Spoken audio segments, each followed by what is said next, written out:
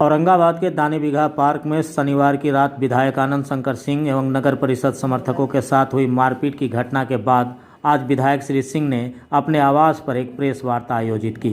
Press वार्ता के दौरान विधायक ने सबसे पहले धान अधिप्राप्ति को लेकर सरकार की ढुलमुल नीति पर कटाक्ष करते हुए करारा प्रहार किया और कहा कि सरकारी उदासीनता के कारण ही किसान अपने धान को औने पौने दाम पर बेचने को मजबूर है। इसके बाद विधायक के तेवर काफ़ी तल्ख हुए और नगर परिषद और कोऑपरेटिव बैंक में भ्रष्टाचार एवं दलाली का आरोप लगा दिया। इतना ही नहीं, कई मामलों में उन्होंने जिला प्रशासन से प्राथमिकी भी दर्ज करने की मांग कर दी। शहर में बढ़ रही चोरी की घटना पर पुलिस प्रशासन को भी विधायक ने आज आड़े हाथों लिया। इसके अलावे रेड क्रॉस के चेयरमैन सतीश कुमार सिंह पर भी कई गंभीर आरोप लगाया। आइए देखें और सुने विधायक के क्यों तल्ख हुए तेवर। चोरों के, लुटेरों के हौसले बुलंद हैं। कहीं ना कहीं आज शहर का जो आम आवाम है डर से और भय से चिंतित है। डर व्याप्त है लोगों में। जिस प्रकार से मेन रोड पे आईडीबीआई का बैंक एटीएम मेन रोड पे है, शहर के पॉश इलाके में है, और उसको तोड़कर 22 लाख रुपए लूट लिए जाते हैं। शहर का एक और पॉश इलाका में रिलायंस ट्रेंड है, उसको लूट लिया जाता है। 50 लाख रुपए के आसपास की सामग्री लूट ली जाती है। तो कहीं ना कहीं ये जो गश्ती है पुलिस प्रशासन के द्वारा, कहीं ना कहीं गश्ती जो है वो नहीं हो पा रही है ठीक से, और नहीं तो प्रशासन की मिलीभगत है। आप ये समझ सकते हैं कि इस तरीके की घटनाएं शहर में कभी नहीं हुई कि एटीएम तोड़ दिया गया, मॉल लूट लिया गया। इस प्रकार की घटनाएं कभी शहर में नहीं हुई थी। काफी गाड़ी चोरियों की भी आ रही है शिकायतें। तो कहीं ना कहीं प्रशासन जो है वो शिथिल रवैया अपना रहा है अपराधियों के प्रति। चुनाव के समय में ही देखिए भरथौली में गोली चलाया जाता है। जो व्यक्ति हम लोग का पोलिंग एजेंट बना था उस पर गोली चलाया जाता है, और उस व्यक्ति का नाम उस गोली चलाने में आता है जो पहले से ही हाई कोर्ट से उसका बेल रिजेक्ट हो चुका है।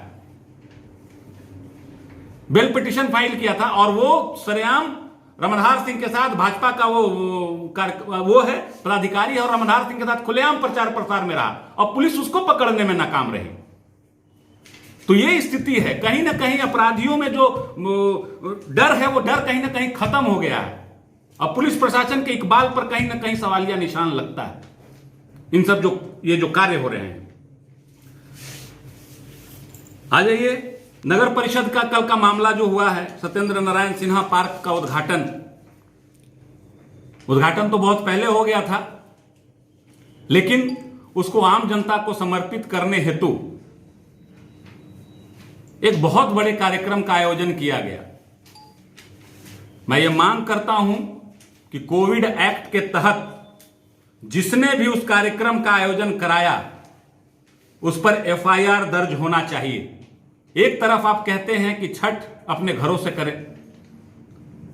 देव में भगवान भास्कर की नगरी है, छठ के लेकर लोगों की आस्था होती है। वहां 8 से 10 लाख लोग जुटते थे, इतनी आस्था है, और वहां छठ मेला का आयोजन नहीं हुआ, और आप यहां शहर के बीचों बीच जलसा के नाम पर हजारों लोगों की भीड़ को जुटा रहे हैं, ऑर्केस्ट्रा का आयोजन करा रहे हैं, सांस्कृतिक कार्यक्रम का आयोजन करा रहे हैं।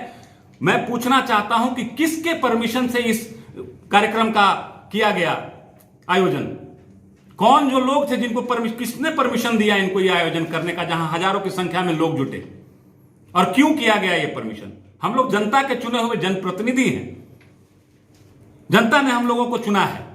उस जनता का अपमान है कि हम लोगों को अगर वो बताते भी तो हम लोग ये सजेस्ट करते हैं उनको कि इस तरीके का कार्यक्रम मत ऑर्गेनाइज कराइए आप। लेकिन यहां तो स्थिति ये है कि नगर परिषद जो है, कुछ लोग जो हैं नगर परिषद के, वो दलालों का अड्डा बनाकर बैठे हैं नगर परिषद को। जिस प्रकार से गंदगी व्याप्त है शहर में, लोगों के घरों से कचरा उठाकर जाकर अदरी नदी पर फेंक रहे हैं, अदरी नदी को गंदा कर रहे हैं। ये पूरे शहर की समस्या है। गंदगी के नाम पर अंबार लगाया हुआ है लोगों को, और व्याप्त भ्रष्टाचार, जितना भ्रष्टाचार व्याप्त है नगर परिषद में वो किसी से छुपा हुआ नहीं है। और कार्यपालक से जब बात की जाती है तो वो बोलते हैं कि ये भोज का आयोजन किया गया है, नगर परिषद और प्रशासनिक लोगों के लिए भोज का आयोजन किया गया है। इस भोज का परमिशन किसने दिया? पैसे कहां से खर्च किए गए इस भोज पर? 1000 लोगों के खाने की व्यवस्था की गई थी, 1000 लोगों को बैठने की व्यवस्था की गई थी। कोविड एक्ट के तहत जब हम अपना छठ पूजा, हम ईद, मुहर्रम में भीड़ नहीं लगा सकते हैं, तो किस एक्ट के तहत यहां पर परमिशन लेके लोगों ने इतने बड़े कार्यक्रम का आयोजन किया? केस दर्ज होना चाहिए इन लोगों पर, मेरा यह मांग है। और इसको हम लोग अवगत कराएंगे, मुख्यमंत्री महोदय को भी अवगत कराएंगे, और जितने सचिव हैं, डीएम साहब हैं, सबको अवगत कराएंगे। ये दो चीजें हैं, कहीं ना कहीं से शहर का नाम खराब करने का काम इन लोगों के द्वारा किया जा रहा है। इस चीज को लेकर हम लोग पदाधिकारियों को, ऊपर जो पदाधिकारी हैं उनको लिखने का कार्य करेंगे।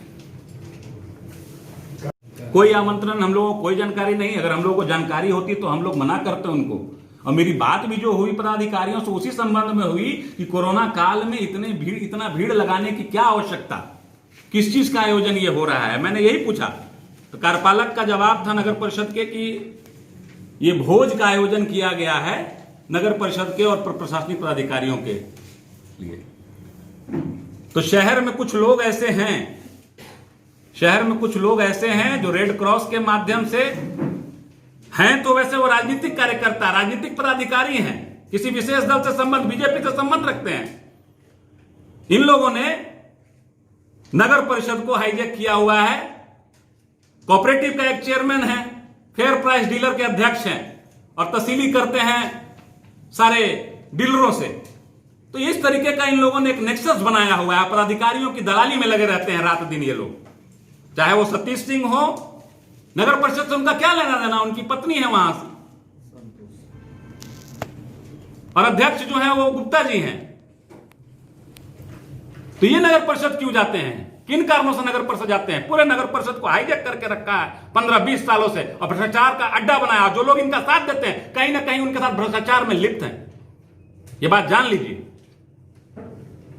और प्रशासनिक पदाधिकारियों की दलाली, चाहे वो रेड क्रॉस के नाम पर हो, एक राजनीतिक दल का कार्यकर्ता जो कि हर राजनीतिक आयोजन में शामिल होता है, जस्टिफाई नहीं कर सकता उस पद के साथ। हम लोग इसको भी डीएम से मांग करेंगे कि उस अध्यक्ष से हटाया जाए।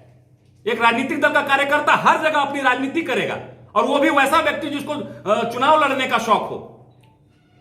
रेड क्रॉस एक सामाजिक संस्था है, सामाजिक उद्देश्य होते हैं उसके। उन सामाजिक उद्देश्यों को और रेड क्रॉस के पैसों को आप अपने उद्देश्य को सफल बनाने के लिए कर रहे हैं, तो ये कहीं से भी है तो गलत। मैं ये मांग करता हूं कि वो भाजपा के जिला उपाध्यक्ष हैं, कैसे वो उस पद के साथ में कर सकते हैं जस्टिफाई? इन चीजों को सबको जानना चाहिए। और इन लोगों ने इन संस्थाओं को दलाली का माध्यम बनाया है, अफसरों की दलाली का माध्यम बनाया है। धन्यवाद। कि मेरा पहला जो कंसर्न था, जैसे ही मुझे मालूम चला कि वहां पर सांस्कृतिक कार्यक्रम, ऑर्केस्ट्रा का आयोजन किया गया है, 1000 लोगों को खाने की व्यवस्था की गई है, तो मेरा ये पहला सवाल था पदाधिकारियों से कि योजना, इसका क्यों ये आयोजन किया जा रहा है? मुझे कार्यपालक पदाधिकारी द्वारा ये दिया जाता है जवाब कि हम लोग भोज का आयोजन कर रहे हैं, जिसमें नगर परिषद के लोग रहेंगे और प्रशासनिक पदाधिकारी रहेंगे। मेरी जो चिंता थी, मैंने एसडीओ साहब को भी फोन करके बोला कि कोरोना के इस घड़ी में इतने लोग वहां जुट रहे हैं, क्योंकि जिस समय मुझे फोन आया था उस समय वहां 300 से 400 लोग थे। मुझे यह सूचना मिली कि यहां लोगों का जमावड़ा लगने वाला है। लेकिन स्थिति ये, मैंने पूछा कि किस परिस्थिति में किससे परमिशन लेके किया गया। देखिए, आमंत्रण निमंत्रण तो बात की बात है, इसके लिए तो लड़ाई आदमी लड़ता ही है, क्योंकि जिस संस्था का पदेन में सदस्य हूं और वहां मुझे अगर कोई चीजों की जानकारी न हो, और जानकारी इसलिए कि कोरोना के इस काल में मैं उनको कम से कम इस सजेशन तो देता कि इतने बड़े पैमाने पर आप भोज का आयोजन मत कीजिए, इतने बड़े पैमाने पर आप कार्यक्रम का आयोजन मत कीजिए। जब हम अपने आस्था को लेकर, जब हमारा जो विश्वास है, हमारी जो परंपरा है, उसको जब हम लोग रोक सकते हैं, तो फिर ये भोज कौन सा आयोजन है भाई?